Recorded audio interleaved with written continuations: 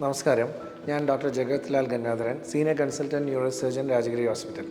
ലോകാരോഗ്യ സംഘടനയുമായി ചേർന്ന് വേൾഡ് ഫെഡറേഷൻ ഓഫ് ന്യൂറോളജി ഇന്ന് ജൂലൈ 22-ന് വേൾഡ് ബ്രെയിൻ ഡേ ആയി ആചരിക്കുന്നു.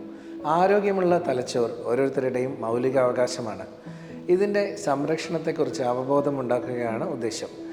സാമൂഹികമായോ സാമ്പത്തികമായോ പ്രാദേശികമായോ ഒരു കാരണത്താലും ഇത് നിഷേധിക്കുവാൻ സാധിക്കുകയില്ല. തലച്ചോറിലെ രോഗങ്ങൾക്ക് കാരണഹേതുവായ ഘടകങ്ങൾ മനസ്സിലാക്കുക, നേരത്തെയുള്ള ചികിത്സ, രോഗനിർണയം എന്നിവ നടത്തി ഫലപ്രദമായി ഇവയെ തടയുക എന്നിവയാണ് ഇതിനായി നമ്മൾ ചെയ്യേണ്ടത്.